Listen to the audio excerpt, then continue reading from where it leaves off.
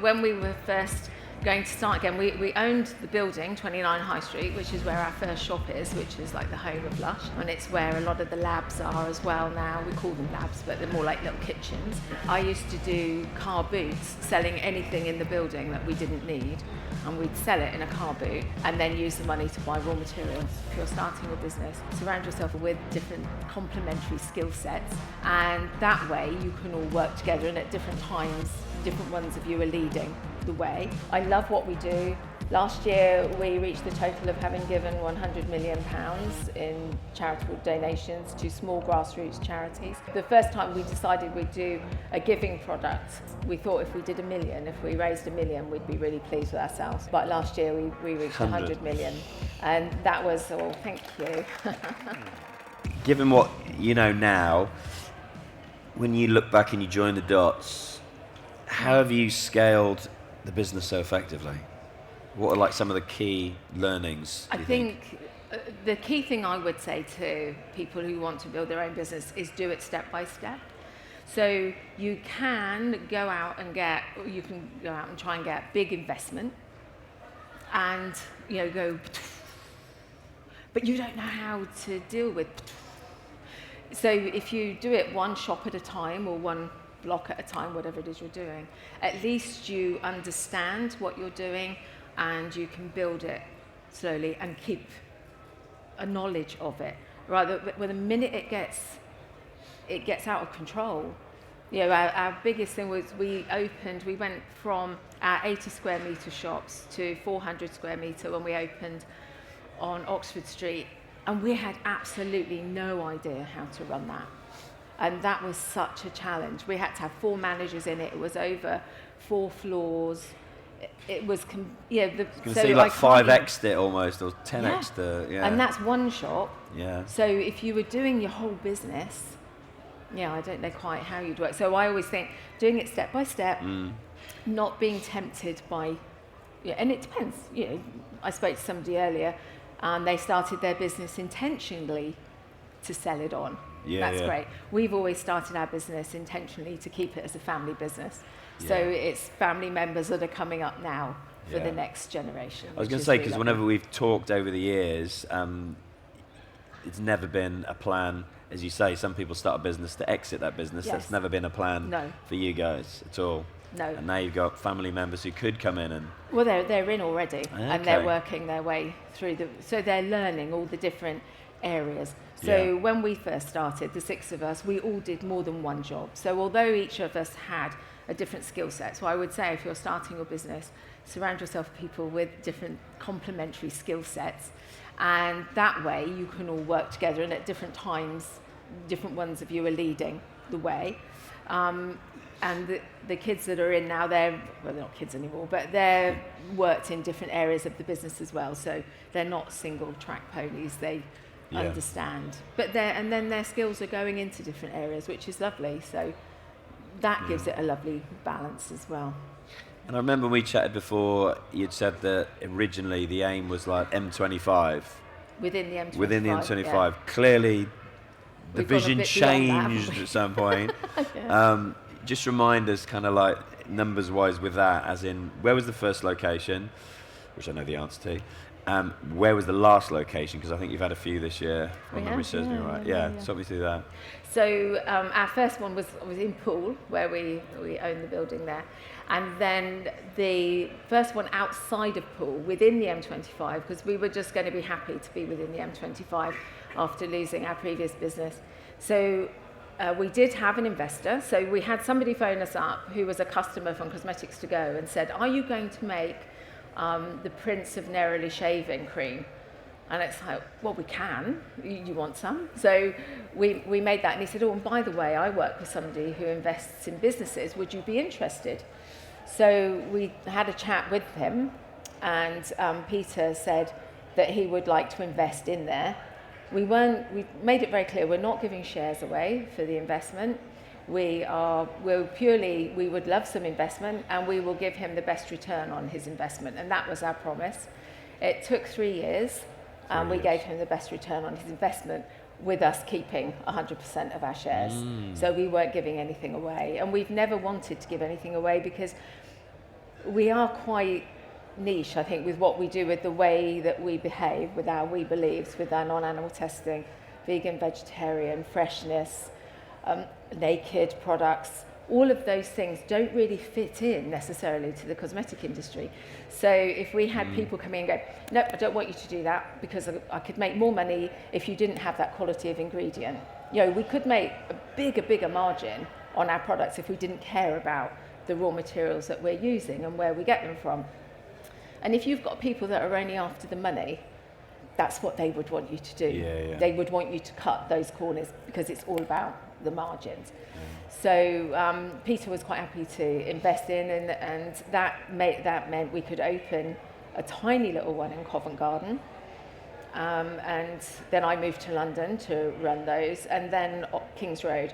And then from King's Road, being on there, people from on holiday would come along, would see us, and then the first ones that did it were from Canada and Croatia, and they were like, we want to take Lush to our country. And it was like, well, we know nothing about, we didn't really know anything about retail because we'd been manufacturers, and then we had the mail order business. So it was like, well, if you're going to take it, it needs to look like this. You can only sell our products in the shop and da-da-da. And they took it, and the rest, as they say, is history. So from there, we were going out things. And so then what we've always said is where we wait for people to come to us. We don't go looking for people to open the business. So we're not chasing. We like to be chased. And we all like that. Yeah, we all like that too. And so they come to us, and one of the most important criteria when you're speaking to somebody that wants to invest in your business or wants to license your business, take it away, is do you actually like them? So one of our top thing is, would we like to have dinner with you? And if we just think, actually, we'd have nothing to talk about and we can't see a relationship here, then it doesn't matter what their credentials are, because it's not going to work.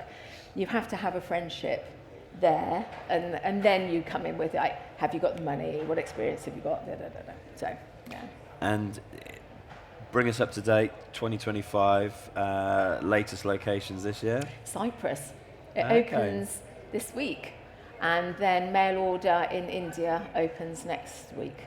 Wow, okay. On the 16th. Okay, and you've been, correct me if I'm wrong, to every location that you've... Do you know, I haven't been to the Albanian one.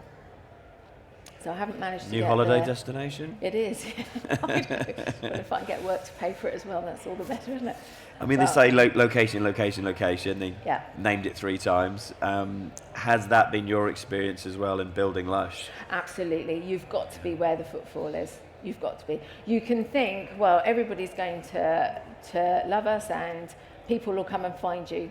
People don't come and find you. People, well, a certain amount of people will, obviously, but you've got to put yourself out. You've got to be there where people can see you, where they walk past you, smell you, bump into you, and think, oh, let's come in and see what they're doing in here. I mean, that's one of the reasons retail has been difficult since the pandemic, because people haven't really wanted to go back on the high street in quite the same way. It's building up now, thankfully. So we started doing collabs, which is something that we would never have done before. So Scooby-Doo is in there at the moment. Really? Yeah, there's lovely pictures of Scooby and the what's it, Mystery Machine gift, and so that's in at the minute. But by doing a collab with someone, I mean, we do have very strict criteria of who we'll work with. At the minute, there's a big argument as to whether we'll work with Disney or not, because you always look beyond what they're up to, and they have the Animal Kingdom parks, and so we feel a bit like, could we be associated with that? So, but what was I going to say? By having a collab, by working with people that you like or that they want to work with you, that brings in new people as well, because we're not on social media, so we're not out there sort of poking everyone going, hello, look at us, this is what we're doing. So because we haven't got social media, you have to find other ways to, say hello, have a look over here. And then people, I mean, we have Minecraft has been in there, it's in there still at the moment, Minions.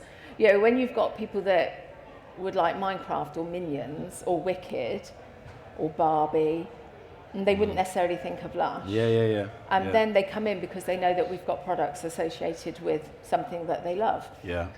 And so that broadens out then your audience Your reach. base. Yeah. And when you made the decision to come off social media, have you revisited that decision any number of times and talked about it, or? We do talk about it, but until the algorithms change and Meta cleans its act up, we reserve the right to go straight back on. The minute they make it a safe platform for youngsters especially, then we'll go back on. But while it's not, then we won't be on there. So then you know that you're missing something if you're not on Instagram and YouTube and X. No, YouTube are all right with X and TikTok. Yeah. But, I was going to tell you something really interesting though, and I've forgotten it. So yeah, but we now have our own app, and we have a Lush Club as well, and that's somewhere for people to come and find us and get healthy sort of information and things, and all those little benefits that you get from being part of a club. And as of now, like, what are your main countries and what would you say your most profitable locations? So the UK is really good. North America is the biggest volume. So there's 200 stores in America, and that's got so much space for more. So that turns over more. Yeah. But whether it makes more profit than anyone else remains to be seen. So turnovers don't always link to the amount of profit, do they? No. But in our top 5, we've got the States, Canada, the UK, Japan, and Korea. Okay. And Australia is sort of coming out. Korea is owned by a partner, but they're very strong. Yeah. Interested to know, do you still have locations that aren't necessarily profitable, but We have too many of them. Too many. That's a constant conversation. Is it? Yeah. Yes. Yeah, we do. And then the way we look at it is that at any one time, markets are up, markets are down, and then you hope that it balances out, and overall you're okay. I think having a license, all our licensed countries where we have local partners in there are amazing, because you've got an entrepreneur that's got your brand there, and it's their money, and so they are very keen to make it a success. And we have a great team that supports them to make sure that as much as possible they can be as the success that they want to be.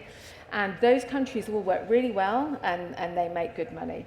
Then we have 21 countries that belong to group, and they're ones where maybe the partner has retired and hasn't found somebody to pass it on to, or for numerous reasons don't do Lush anymore, and then we get them and we look after them.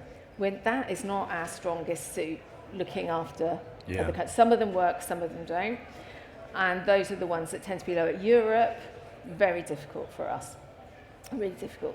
I don't think we make money anywhere in Europe.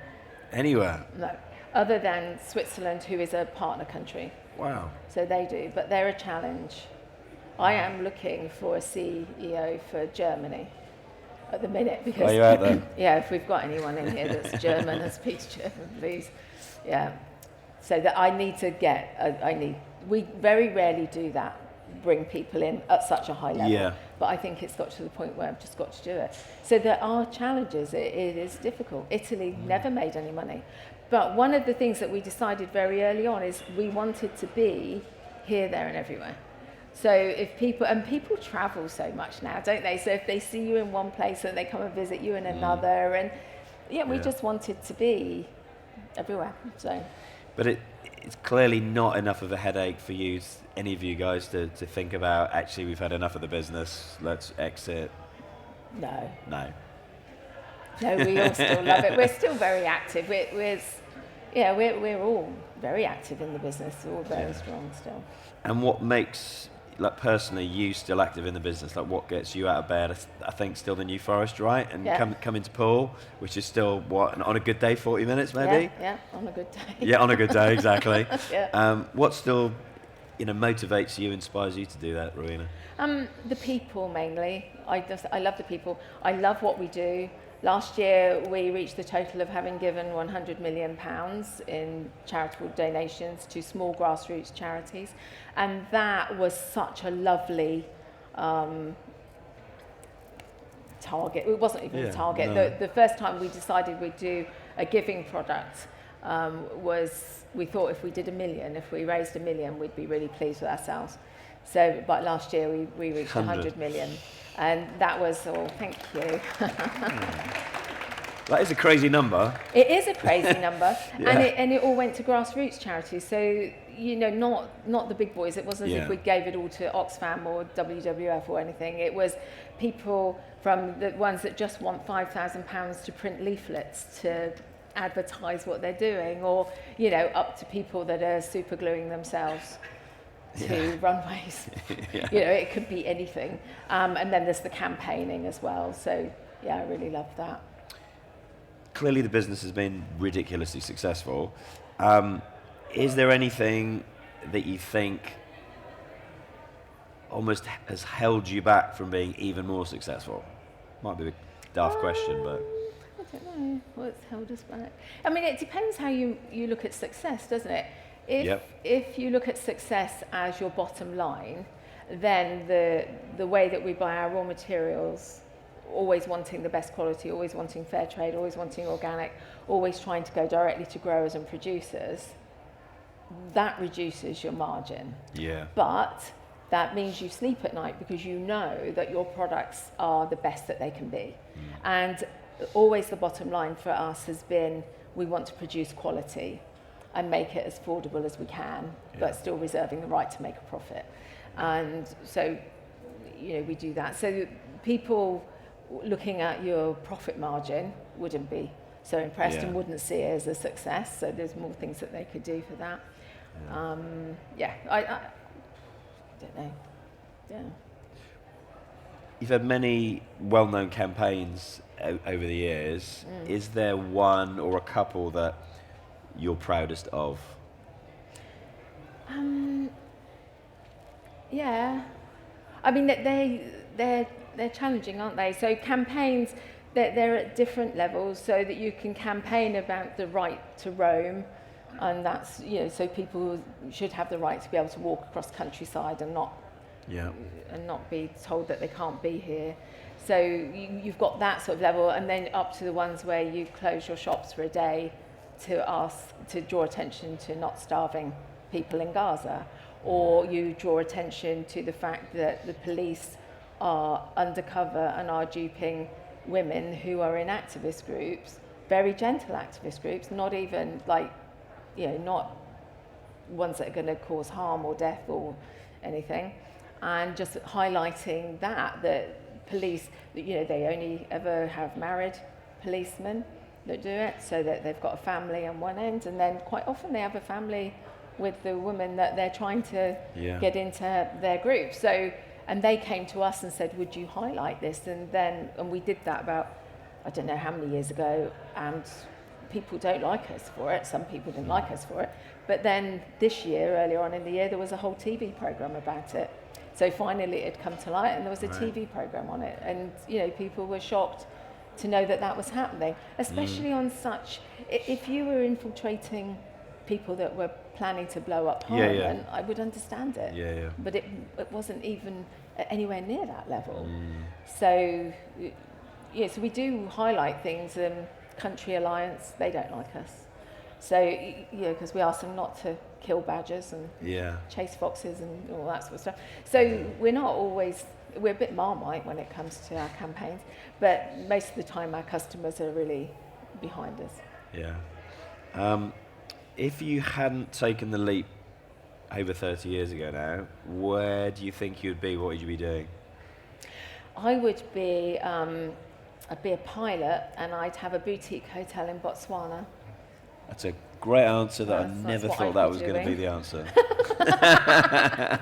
Yep, and I'd be picking you up from Maun, where you would fly in, and then I'd put you in my little plane and I'd fly you into our runway, which goes with our boutique hotel, and then I'm going to take you on safari in my Jeep. I think you should do that anyway. I'm in. I know, I'm totally down with that, Tell us a little bit, so at this point in time, where we've Christmas, next thing on the radar, what have you guys got planned out of anything different that you would normally do? Yeah, we're opening next Thursday a hair lab in Poole.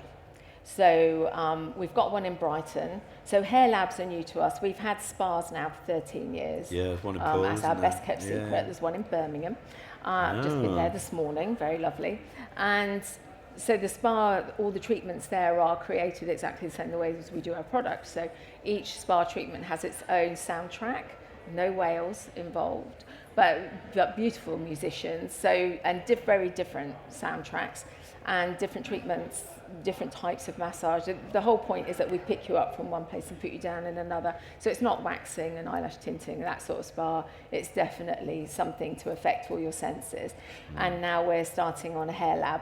So we opened one in Brighton a couple of years ago. Now we're going to open one in Poole, so we're a little bit closer to keeping it. And that is a completely different way of having your hair done, but still having your hair done. Yeah. So, yeah. We're trying to, what we're working on is safe hair dyes as well. So we do hennas, so you can get different shades of red. And we do have a pink one. It's not the pink one I've got. This is the shampoo, the Snow Fairy shampoo.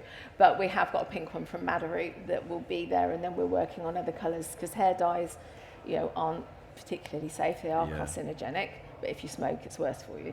So we're trying to create all those things, and when you have your hair washed, you lie down so you're not putting your head back and damaging your neck. And the treatments are lovely. You are there for longer than if you were in a normal hairdresser's, but the experience itself is just wonderful. So always innovating. Yeah. Still. Some You've got 30 to keep years. moving, haven't you? You do.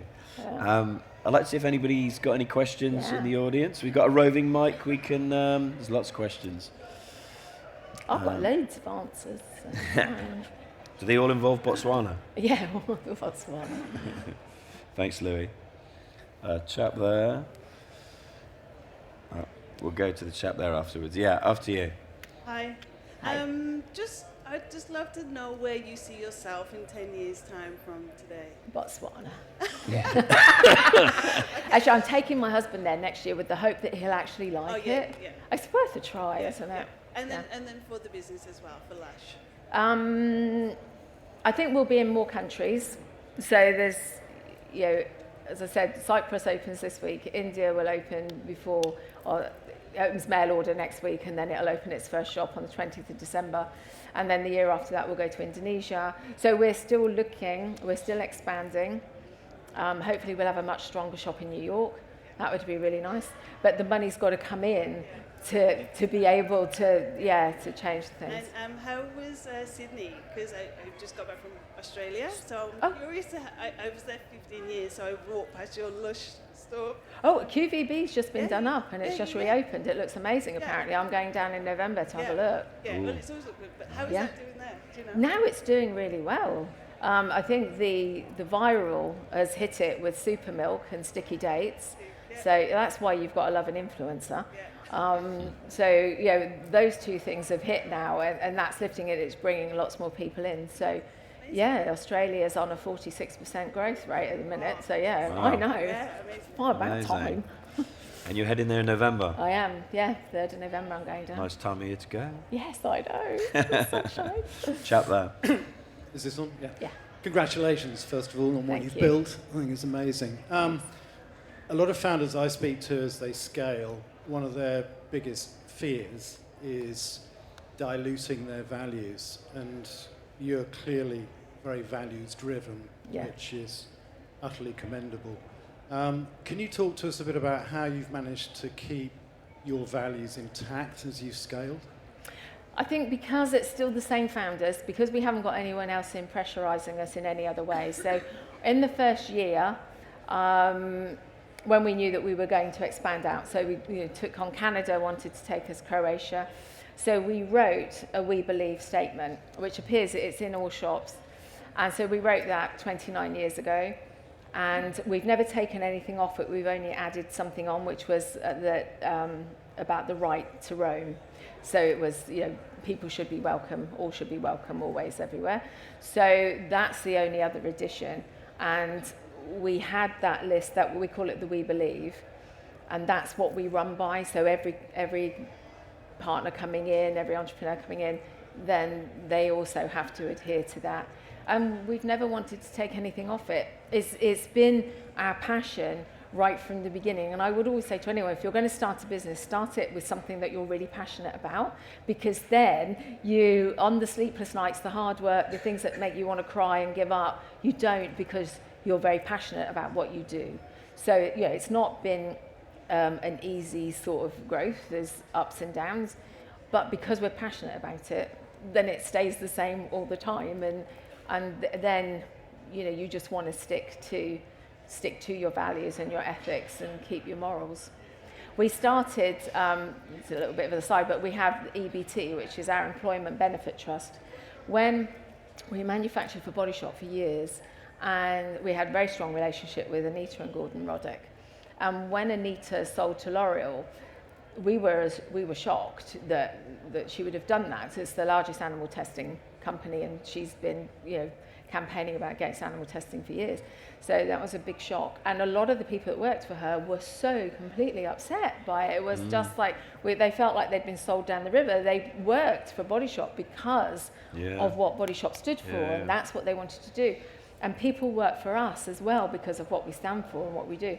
And what we didn't want was, we knew as founders that we weren't going to sell out, but you don't know what the next layer coming up are going to do you? You know, you rather hope that they're as invested as you are. So we started the Employment Benefit Trust so that the next layer coming out, they can't actually sell out. And that's important to us. So we're trying to put in things that go through into the next generation of Lush. I mean, we'll all still be here right until the end, I think. So we had a consultant, that's not a nice enough word for him actually, Stan Crystal, and on his deathbed he was writing formulas for us. That's been what we're all like, yep, that's where we're going to be. Yeah, so it's same. just because, you know, we love it. Chat there. Just as an extension, I guess, of the brand capital preservation, you mentioned the strategy of here, there, and everywhere. Can you talk more about the sort of philosophy around the brand and the decision not to do something like social media, given the competitive nature of like the Kardashians and the Selena Gomez's of the world entering that sort of space as a brand that has decided not to go the personal route in terms of collaborations and partnerships, and how you're building it around Lush as the identity itself? Oh, that was a lot in there. That was Sorry. a lot in there, yeah. It's a hell of a question. Also, Hello. also, if Botswana doesn't work out, South Africa is a good place. If you couldn't place the accent. Where? South Africa. I love South Africa. My favourite country. I know, I do, yeah. Well, it's my second one after Botswana. We have done one-to-ones, collabs. We did one with, she's based in Brighton, and we did a mental health one with her and someone else. So that was linked to switching off computers for the day and things. So we're not averse to that. The Kardashians, we love them. They shop in our shops, and then they put them on their website, on their Instagram feeds. So we go that way, really, rather than doing things. But it was all about, a lot of youngsters shop with us, and what we don't want them to be doing is going on to Instagram looking for us, or TikTok. I mean, they're still going to go on there anyway, aren't they? But we didn't want to be there and encouraging them to come on, and then maybe getting hooked into the the more horrid side of it. What was another bit? Is that? Yeah, I guess that was just about it in terms of it was an extension of the values, and I guess you've explained that already. Yes, and that's it. So, but with all things, so like with our non-animal testing policy, we don't buy raw materials from any company that does any testing. So it's not just about the raw material, which it often is with a lot of companies. They won't buy a raw material that's been tested, but they'll buy from that company. We won't buy from that company if they're doing any testing, because the profit from our purchase technically could be paying for the testing on animals. So, you know, we take that one step further and don't even buy from them. So therefore, being on Instagram, you don't want to be somewhere where it can do more harm than good if children are on there, especially. I guess, sorry, just on top of that is then how are you actually getting into those communities? I know you've said that you've built an app now. but where are those other forums that are you directly connecting with your customer base? We do things on YouTube. So we have a little YouTube channels, which we do things on. We've got the app, we've got the Lush Club, we've got email. So there's emails going out and then bye. And then, and then we're doing that really. And we try and be so on the high street, creating theatre and having that space where people want to come in and take part in the theatre and smell us. You walk into a Lush shop, breathe deeply, you've had a free aromatherapy treatment. So it's, there's lots of stuff going on, and we're just trying to be present then. I think we reckon that we probably lost 10% by coming off. So, yeah. But it was important to us. And, obviously you can tell we reserve the right to make a profit, but it's not only about the profit. No. Yeah. 100%. Can you pass the mic to Jeanette? Thanks. Oh. Rowena, amazing, loving the dress. Thanks. Through your incredible journey, what have you learned most about yourself? I like myself now more than I used to. So it's sort of, I think resilience probably, and my ability to say yes to anything. I'm adaptable. So when we started the business, it was like, right, who's going to go and live in London then and run the shops? Oh, I'll do it then. Mm-hmm. And then, King's Road. Oh. Yeah, I know.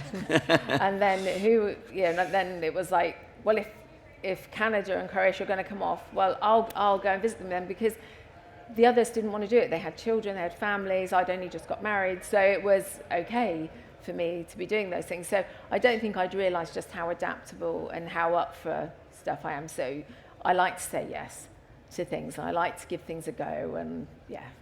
So I think I'm surprised by, how much energy I have when I'm motivated to do different things. Amazing, thank you. Do you ever say no? No. No, I do. She's going to ask you to come. She's going to come on our podcast. She's got a great podcast. I am. I'm going to ask you to come on my podcast. Brave, bold, brilliant. Oh, 3 of my favourite words. Oh, you were going to say that, so is that a yes? Yes. Amazing. There you go. Question there, was it? Yeah, brilliant. Thanks.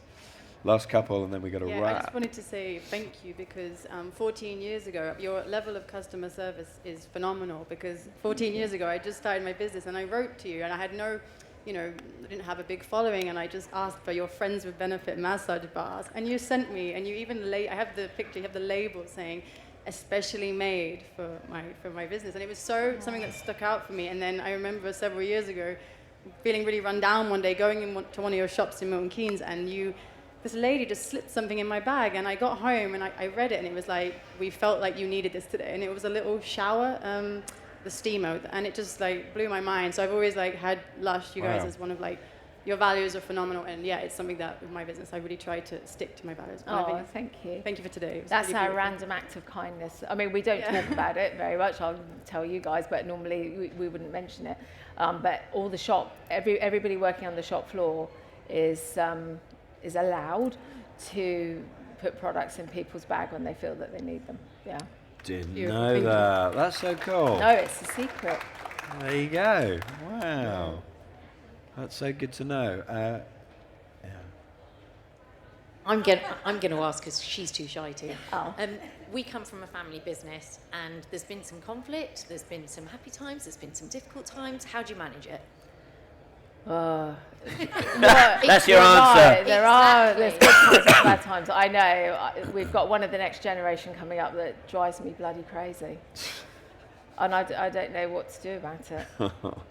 But he's a family member, so not mine. Is it? Yeah. No pressure. It's hard. It is hard. Patience, I think, and it's the sort of. I think you've got to do communication, and I'm not ever so good at dealing with that, because the person is protected because he belongs to the other founders, another founder. So It's not your family, though. No, I don't have family. I kept it simple. I have holidays, not children. So it is it is really difficult. But I think communicating, keeping those open, and trying not to let it all, and then having a discussion. You know, I regularly have to sit down with them and go, why have you done that? What, you know, where's that coming from? What does that mean? And they're not easy conversations, because this person is really like, and it's like, you dread it. You go in thinking, flipping out. But if you don't do that conversation, then conversation becomes harder and harder and harder, right? Well, it does, and then it builds up inside you, and you become really. And that's not a good thing. No. And they'll know as well. So, there's no easy answer, sadly. Yeah. Good question. But you know that a family business lasts longer and is stronger. So a lot of the big businesses, L'Oreal included, are family owned. So they're still owned and things, but you wouldn't think that. So a family business is stronger than other businesses. Time for a last question. Chap there in the beige suit. I saw him had his hand up before, and then we'll come one more at the back. We'll get that one in quickly. Have you implemented AI, or are you thinking to? Oh gosh, that is such a discussion, isn't it? I mean, what fun is AI? But it's on the other side of that, we're an environmental company, and the amount of power it uses is like, whoa. So we've got the environmentalists in the company going, we can't use AI. And then you've got everyone else going, but we really want to use AI. So it's a discussion the whole time. But it really is about, but we're all about the people that we employ as well. So where we would use it would not be in an area where somebody would lose their job. And that's the important thing about AI. If it can supplement and it can support and it can be a great team member, lovely. But if it's there to replace somebody, then no. Yeah, good answer. Last question, then we'll have to wrap up. We've run over as usual. Okay. Hi, Rowena. Hi. Really quick question. Your supply chain, based on your ethics, do you actually own a portion or all of your supply chain? Or did you go through a calculation? And if so, what was that calculation to determine whether it was worth you owning your own supply chain for the raw materials? Oh, so you mean raw materials, not freight? Okay, good. No, we don't. We own some things. So we have lavender that we grow ourselves and bitter orange trees that we grow ourselves in Lebanon, and that's really lovely. And we have a big chunk of rainforest that we bought to keep it protected. We were hoping we could take the rosewood oil, but you can't because if it's protected. So we can't do that. So in a few areas we do that. We support very much growers and producers. And that is really important to us. So quite often we will support more. So we had what was called the Slush Fund, and that was all about finding growers and then investing in their business for them. Never to the point that they would only supply us, because if we went down, they would then be left with nothing. So we would always encourage anyone that we work with like that to have more than one customer, so not just us. And that's really important. We have the Spring Prize, which is all about investing in regeneration. And we put the prize out there, and people apply for the prize money, which helps their regenerative projects. So we're very keen on that, but we don't want to tie it all up. But we have a team of creative buyers, we call them. So it's not just about popping down to the warehouse or Googling online where you can get this raw material from.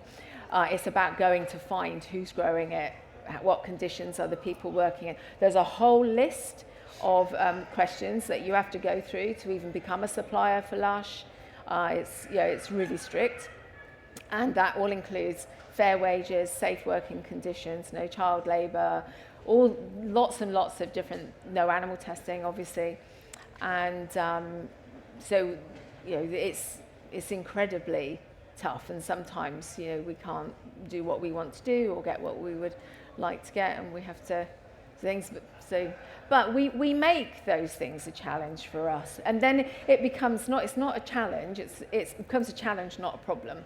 So how we'll work out where we're going to get something, how we're going to get it when we want something. Does that answer your question? Yeah, I'm just I think from a founder perspective, trying to figure out when it's worth you as a founder, business owner, investing in your own supply chain, or, you know, like if you're selling a certain amount of a particular product, when's that point that you kind of calculate, actually, I need to own that so that I can guarantee the quality of my product at the end point. And it's something that I'm traveling with at the moment, and I'm just trying to figure out how you guys did it. Depends how many raw materials you want, or what you want to invest in, I suppose. You know, but because we're working with the groups, so the way we work, rather than buying it from, say, you know, a cosmetic supermarket, as it were, so cocoa butter. So instead of buying cocoa butter from a cocoa butter dealer, where the prices go up and down, we buy directly from a women's cooperative in Ghana. Now, we can buy it from them for less than we would buy it if it was from a supplier in the UK, but we give them more money than the supplier would give them. You're giving them that middleman fee, so they're seeing the profit in their local economy, in their local community. Yeah. So there's a win-win, and we're always looking for that win-win. I mean, we're not saints, but we're always looking for that win-win when it comes to that. So if you're thinking, but as I said, you don't tie that supplier in just to you, because if you do and you go down, then they've got nothing and you're affecting all of them as well. So we try and keep it as spread out as possible. That's great. Thank you so much. Good luck. Amazing. Okay, well, I always learn something new every time we chat. Well, the shop, they're putting the products in there. Oh, yeah. Didn't know that. Yeah. Well, look, have a great time in Australia. With a very sad face, Alex, and see what you. I will. I'll hit all of the shops, and believe you me. Amazing. Hands together, please, everybody. Thank you, Rowena Bird. If this conversation resonated with you, don't just sit there, act on it. Make sure you follow or subscribe for more game-changing conversations, and remember, the only thing standing between you and your business breakthrough is the decision to screw it and just do it.